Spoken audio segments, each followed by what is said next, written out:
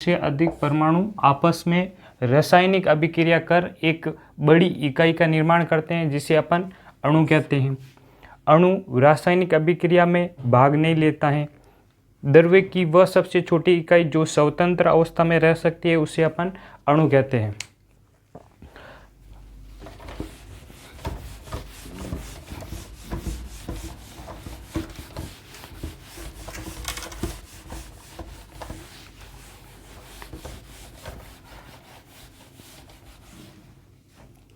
अब देखिए, इसके बाद में आता है आपका द्रव्य या पदार्थ। देखिए, सामान्यतः कोई वस्तु जो स्थान घेरती हो, जिसका आयतन हो, उसे अपन द्रव्य कहते हैं। यानी द्रव्य जो स्थान घेरता हो तथा जिसका कुछ न कुछ क्या हो, आयतन हो, उसे अपन सामान्यतः क्या बोलते हैं, द्रव्य बोलते हैं।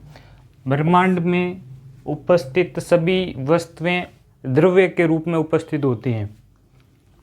उसके बाद देखिए, द्रव्य की जो सबसे छोटी सूक्ष्मतम इकाई है, द्रव्य की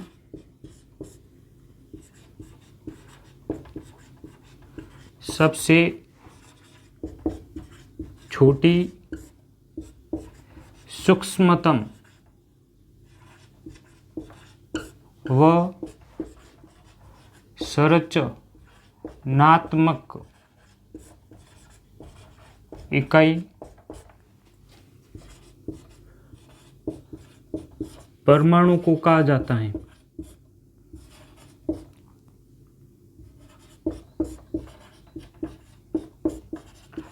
यानी द्रव्य की जो सबसे छोटी सूक्ष्मतम तथा संरचनात्मक इकाई, वो अपन कहते हैं परमाणु को। देखिए, द्रव्य का यदि मैं आगे डिवीजन करूं तो ये द्रव्य दो प्रकार का होता है। एक तो शुद्ध पदार्थ, द्रव्य कहूं या पदार्थ कहूं एक ही चीज है। शुद्ध पदार्थ।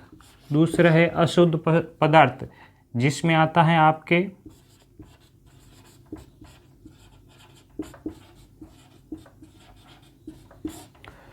शुद्ध पदार्थ के अंदर एक तो आ जाता है आपके तत्व और दूसरा यौगिक। तत्व और यौगिक। जबकि अशुद्ध पदार्थ के अंदर आता है आपके मिश्रण। ये मिश्रण दो प्रकार के होते हैं। एक तो है समांगी मिश्रण और दूसरा है विषमांगी मिश्रण।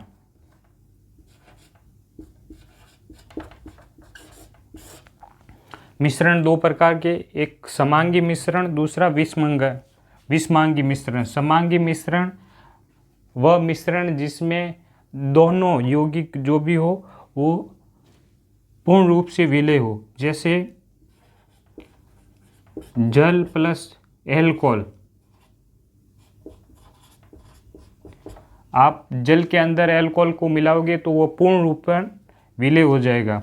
या जल के अंदर NaOH या NaCl, यानी जल के अंदर आप नमक को घोलोगे तो वह पूर्ण रूपेण विलय हो जाएगा।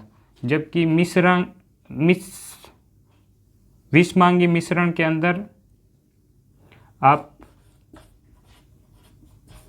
मिट्टी के अंदर नमक को मिलाओगे तो वह पूर्ण रूप से सभी कण सभी जगह उपस्थित नहीं होंगे। यानी ये मिट्टी प्लस आपके नमक का जो मिश्रण होगा वह विषमांगी मिश्रण कहलाएगा। अब देखिए, पदार्थ को मैंने दो भागों में विभाजित किया, एक तो शुद्ध पदार्थ और दूसरा अशुद्ध पदार्थ। शुद्ध पदार्थ में तत्व और यौगिक। तत्व के अंदर आप उदाहरण को देखें तो silver, copper, platinum, manganese, magnesium आदि हो सकते हैं।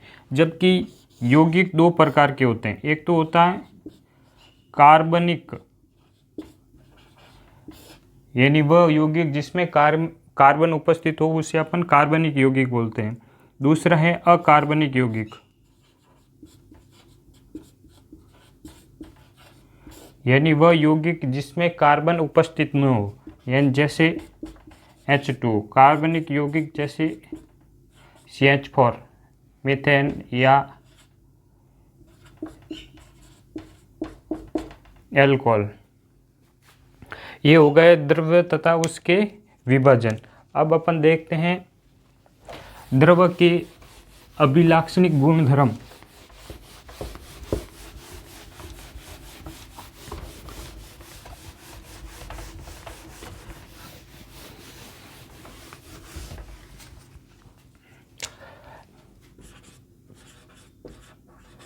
द्रव्य के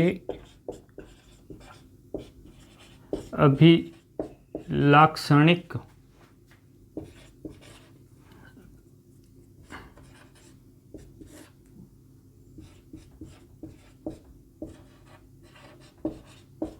द्रव्य के अभिलाक्षणिक गुणधर्म। इसके अंदर देखिए द्रव्य के जो कण होते हैं उनके मध्य रिक्त स्थान पाया जाता है। ये एक द्रव्य का अभिलाक्षणिक गुणधर्म है, यानी द्रव्य के कणों के मध्य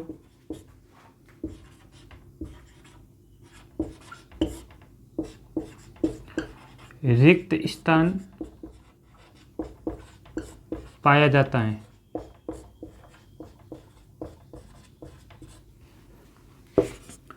द्रव्य के कणों के मध्य एक आकर्षण बल पाया जाता है जिसे बोलते हैं अंतर आणविक आकर्षण बल। द्रव्य के कणों के मध्य आकर्षण बल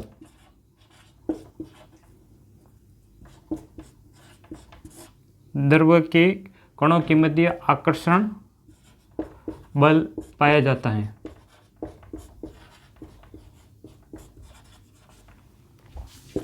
तीसरा अभिलाक्षणिक गुण है द्रव्य के कणों में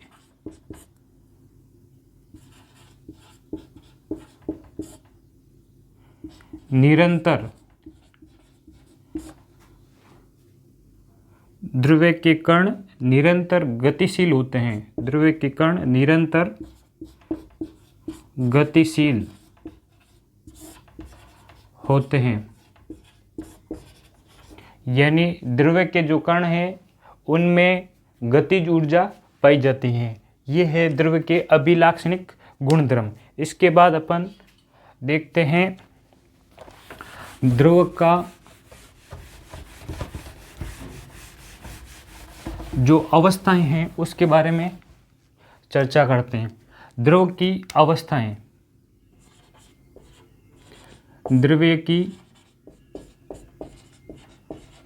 अवस्थाएं देखिए, मुख्यतः द्रव्य की 3 अवस्थाएं होती हैं, लेकिन उसके बाद 2 और अवस्थाओं को खोजा गया जिसके बारे में अभी अपन चर्चा करेंगे। द्रव्य की मुख्यतः 3 अवस्था होती हैं। प्रथम अवस्था है आपके ठोस, दूसरी है द्रव, तीसरा है गैस, चौथी अवस्था है वो है प्लाज्मा, और 5वीं अवस्था है आपके बोगस आइंस्टीन कंडेंसेट। ये बोस सत्येंद्रनाथ बोस जो इंडिया के थे, उन्होंने एक गणना की तथा एक पांचवें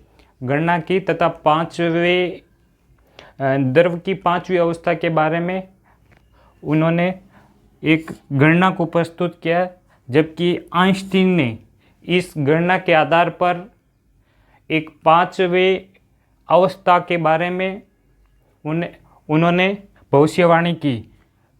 फिर बाद में 2001 में ये पता लगा कि एक पांचवी अवस्था है, इन्हीं के नाम पर ये पांचवी अवस्था का नाम रखा, बोस आइंस्टीन कंडेंसेट। तो अपन देखते हैं जो द्रव की मुख्य 3 अवस्थाएं हैं उन बारे में अपन चर्चा करेंगे। द्रव की 5 अवस्थाएं हैं, ठोस, द्रव, gas, plasma, air, Bose Einstein condensate. इसको शॉर्ट रूप में कहा जाता है बेक।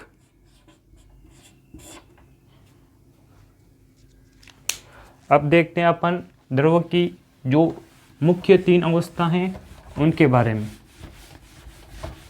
सबसे पहले ठोस अवस्था।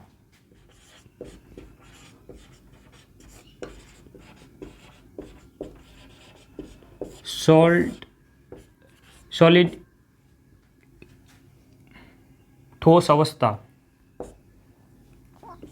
ठोस अवस्था के अंदर अपन देखते हैं कि किसी पदार्थ की वह अवस्था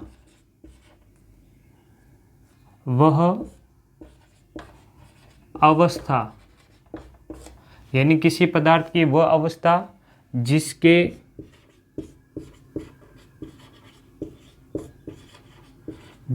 कणों के मध्य दूरी न्यूनतम, यानी किसी पदार्थ की वह अवस्था जिसके कणों के मध्य दूरी न्यूनतम तथा कणों के मध्य आकर्षण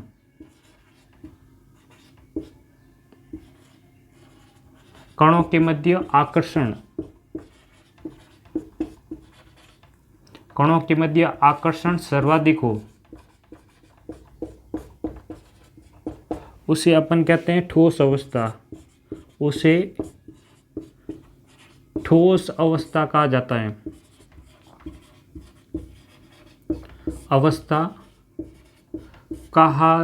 है। यानी किसी पदार्थ की वह अवस्था जिसके कणों के मध्य दूरी न्यूनतम तथा कणों के मध्य आकर्षण बल सर्वाधिक हो, उसे अपन ठोस अवस्था कहते हैं। ठोस अवस्था में अपन एक बात सब जानते हैं, आकार व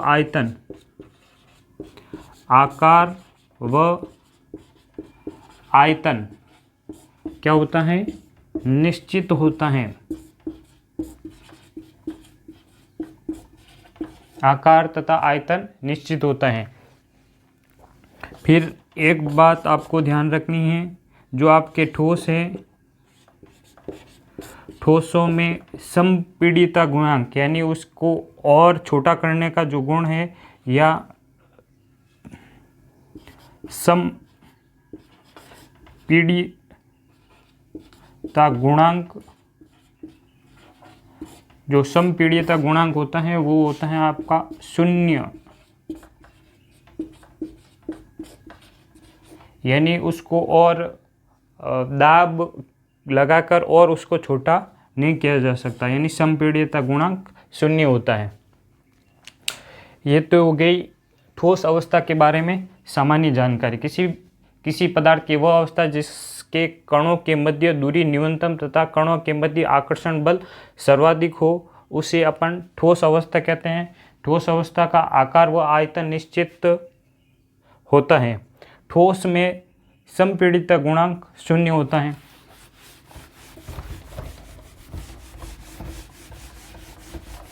देखिए, ये ठोस 2 प्रकार के होते हैं। एक होता है क्रिस्टलीय ठोस,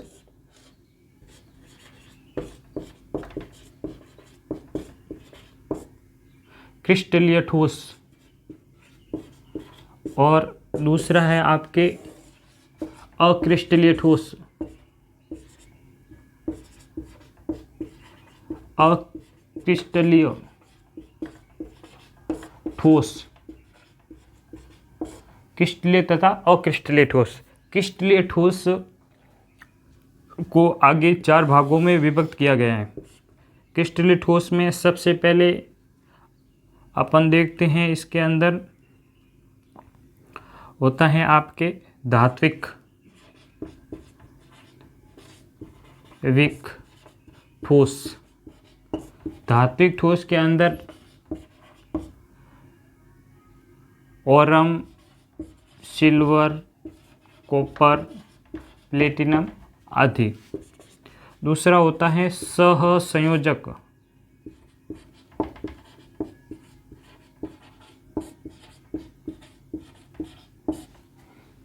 इसके अंदर उदाहरण आते, एक तो हीरा, डायमंड। दूसरा है आपके ग्रेफाइट। तीसरा है फुलरिन। ये किसके उदाहरण हैं? सहसंयोजक ठोस के। तीसरा है आता है आयनिक। आयनिक ठोस, जिसके उदाहरण हैं आपके NaCl, नमक, KCl आदि। चौथा आता है इसके अंदर आणविक। आणविक ठोस। आणविक ठोस के अंदर आपके आते हैं ठोस H2 यानी बर्फ, ठोस CO2, ठोस I2 आदि। ये आपके आते हैं आणविक ठोस में। यानी ठोस को कितने भागों में विभक्त किया मैंने? 2 भागों में। एक तो क्रिस्टलीय ठोस, दूसरा अक्रिस्टलीय ठोस। क्रिस्टलीय ठोस को वास्तविक ठोस कहा जाता है। वास्तविक ठोस भी कहा जाता है, जबकि अक्रिस्टलीय ठोस को आभासी ठोस कहा जाता है। आभासी ठोस भी कहा जाता है। क्रिस्टलीय ठोस में देखो, एक क्रिस्टलीय ठोस को आगे 4 भागों में विभक्त किया गया है। सबसे पहले धात्विक ठोस, दूसरा सहसंयोजक ठोस, तीसरा आयनिक और चौथा आणविक ठोस। और इनके आपको उदाहरण याद रखने। क्रिस्टलीय ठोस के उदाहरण हैं, अक्रिस्टलीय ठोस के उदाहरण हैं आपके कांच, रबर, लकड़ी आदि अक्रिस्टलीय ठोस के उदाहरण हैं। इसके बाद में देखिए हीरा और ग्रेफाइट, इनके ऊपर सबसे ज़्यादा क्वेश्चन पूछे जा रहे हैं, तो अपन इनका थोड़ा सा अध्ययन कर लेते हैं या चर्चा कर लेते हैं।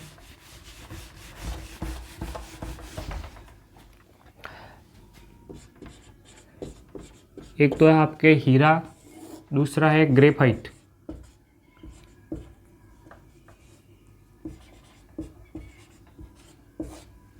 सबसे पहले देखिए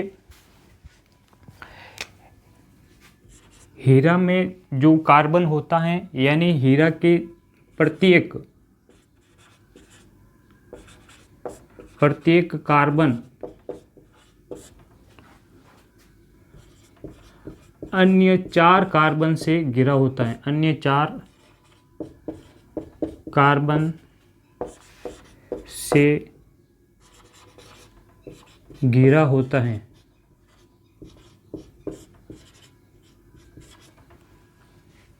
जबकि ग्रेफाइट का प्रत्येक कार्बन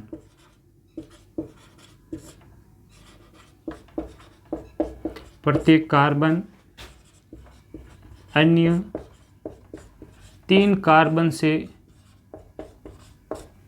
घिरा होता है।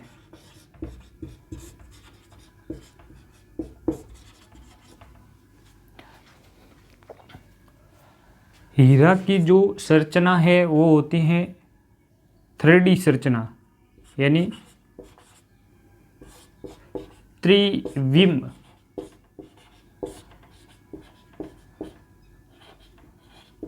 संरचना पाई जाती है। हीरे के अंदर 3D संरचना पाई जाती है, जबकि ग्रेफाइट की जो संरचना है वो परतदार संरचना होती है। जबकि मैं इसका स्थायित्व का बात करूं तो हीरा का स्थायित्व कम होता है, यानी यह अस्थायी होता है, जबकि ग्रेफाइट सर्वाधिक स्थायी होता है। इनकी चालकता की बात करूं तो हीरा तो कुचालक, जबकि ग्रेफाइट विद्युत का चालक होता है। यानी यह क्या है, एक अपवाद। सहसंयोजक ठोस में ग्रेफाइट सुचालक होता है, यह एक अपवाद है, क्योंकि जो सहसंयोजक ठोस होते हैं वो विद्युत के कुचालक होते हैं, जबकि ग्रेफाइट विद्युत का सुचालक है। यदि मैं उपयोग की बात करूं तो हीरे का उपयोग मुख्यतः कांच को काटने में किया जाता है। मुख्य उपयोग हीरा का है कांच को काटने में, जबकि ग्रेफाइट का जो उपयोग होता है, ग्रेफाइट का उपयोग जो भारी मशीनरी होती हैं उसमें शुष्क संनेहक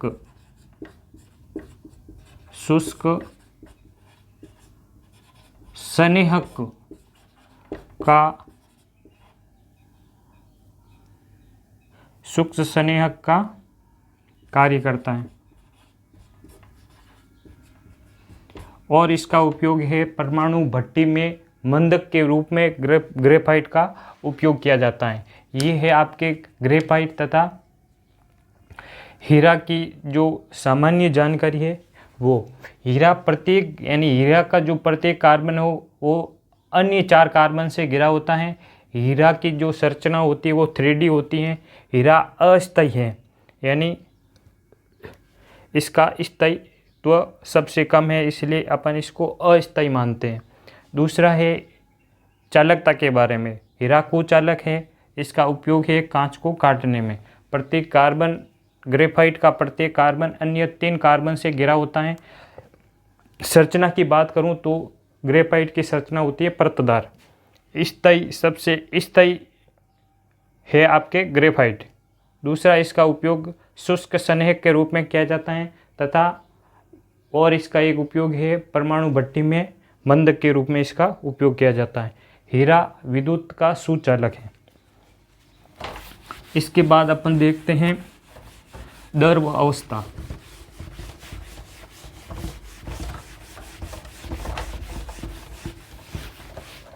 देखिए द्रव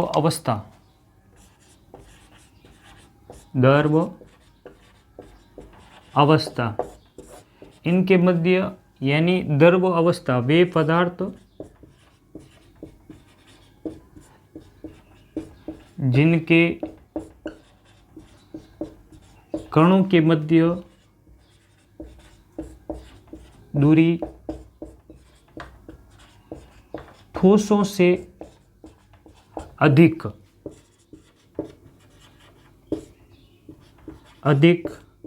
जबकि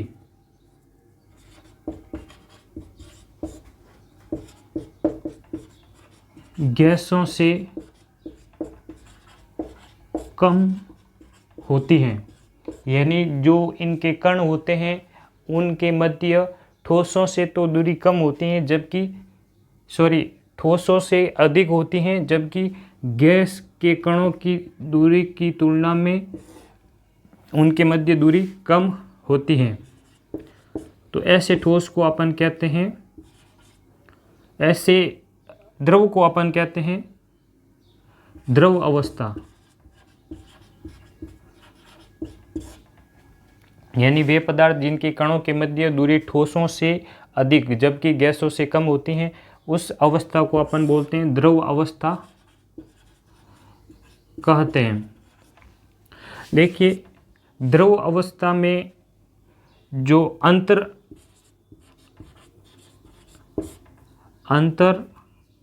आणविक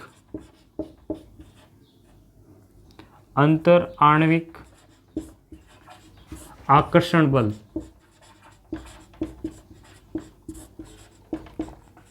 जो अंतर आणविक यानी दो कणों के मध्य जो आकर्षण बल है वो ठोसों से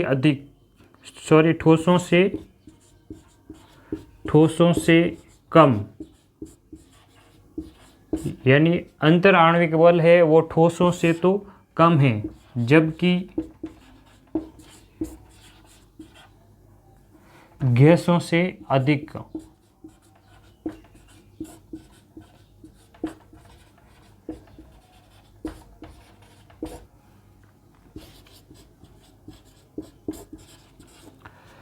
अंतर आणविक आकर्षण बल ठोसों से कम जबकि गैसों से अधिक होता है, जबकि इनके मध्य अंतर आणविक दूरी ठोसों से तो अधिक होती है जबकि गैस से कम होती हैं।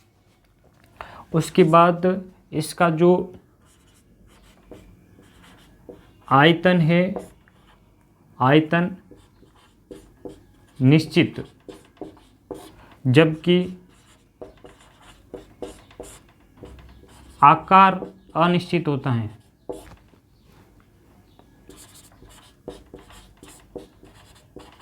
आकार अनिश्चित होता है, यानी द्रव का आयतन निश्चित जबकि आकार अनिश्चित होता है।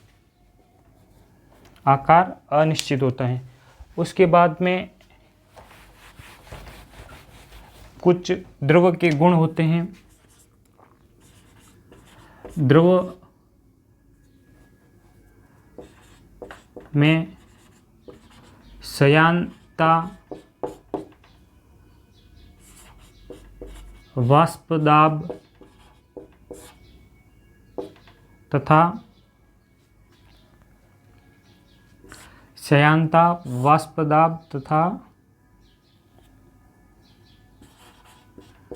का गुण पाया जाता है। एक है आपके पृष्ठ तनाव, यानी द्रव में श्यानता, वाष्प दाब और पृष्ठ तनाव का गुण पाया जाता है।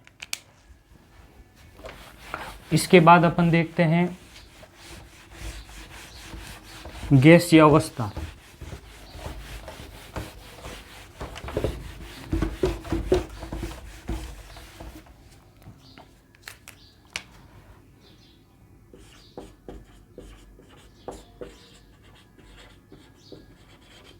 गैस अवस्था वह अवस्था या पदार्थ या द्रव की वह अवस्था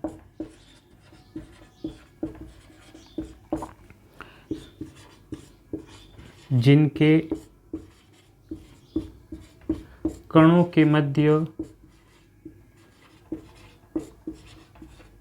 दूरी सर्वाधिक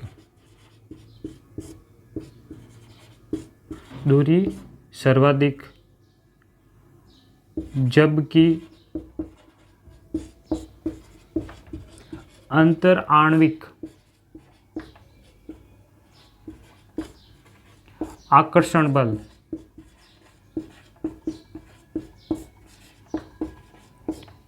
यानी कणों के मध्य दूरी सर्वाधिक तथा अंतर आणविक बल न्यूनतम होता है, उसे गैस अवस्था कहा जाता है।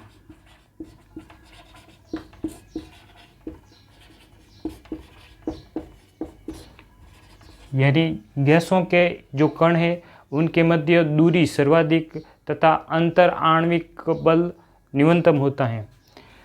देखिए, गैस का जो आयतन है वह आकार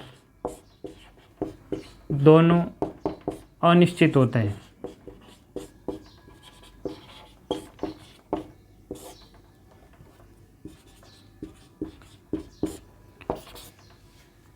गैस के अंदर संपीड्य गुणांक सर्वाधिक होता है, यानी गैस के अंदर संपीड्य गुणांक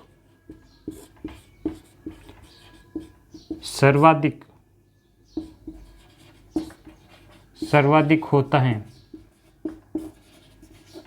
गैस का संपीड्य गुणांक सर्वाधिक होता है। गैस का एक गुण है विसरण। गैस में विसरण का गुण पाया जाता है।